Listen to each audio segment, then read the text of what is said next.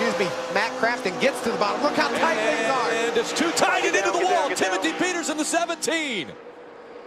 30 other trucks involved. The 77 of Ron Hornaday. Caleb Holman in the 75 truck. 07 of Chris Cochran.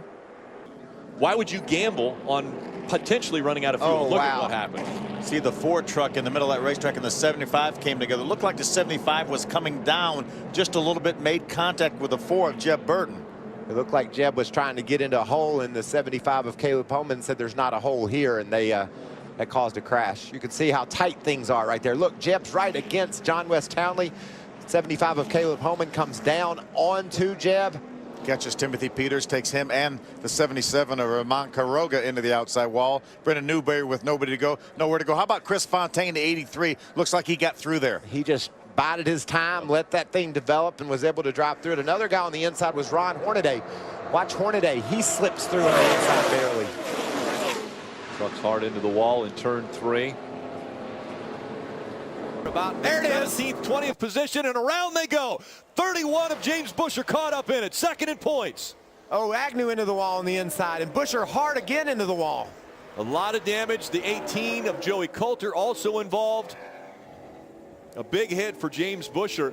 Hornaday with the big run that I saw early, and then Ryan Sieg also coming up with a big run. But you can see the run ends, and people start to, Hornaday's trying to crowd down in front of Buescher, and then Hornaday leaves it in there, and it's going to turn the 6 of Justin Lofton, and that means into James Buescher. Just didn't give him enough room there. Looked like Ron Hornaday just did not give Justin Lofton enough room, and Jeff Agnew, he's going to make hard contact with the 27. Here's another look at it. You see the 31 is there. He's up to his door. There's just absolutely not enough room there for those trucks. It's a shame for James Buescher. He didn't do anything wrong. He's just racing around the bottom of the racetrack, and it looked like Ron had the opportunity to avoid that wreck if he could have just let the 6 of Lofton in, but probably felt like Lofton knew he was there and left his foot on it, and Lofton didn't know he was there and caused a crash. Yeah, situation there, a little, maybe back off the throttle a little bit right there, give him a little bit more room, and this might not have happened. Right along with the 31 of Buescher.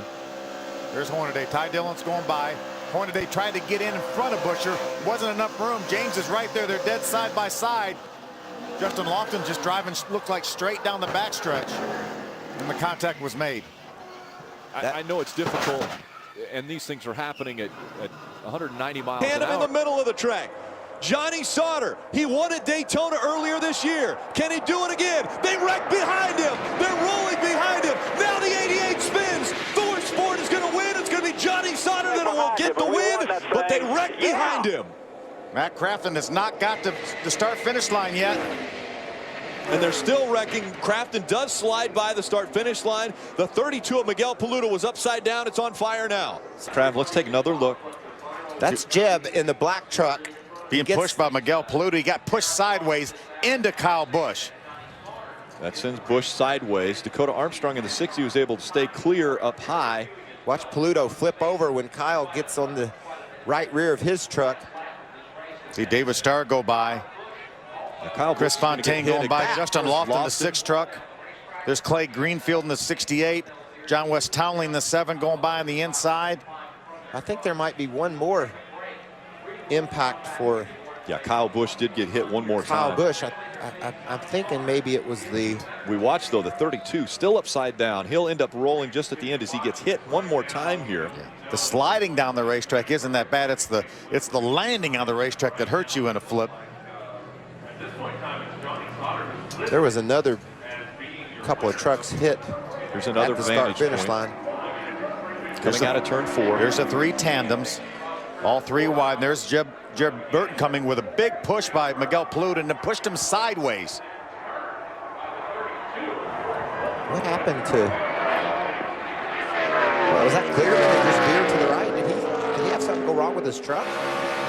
Riding along with Crafton. He gets tagged. Around he goes.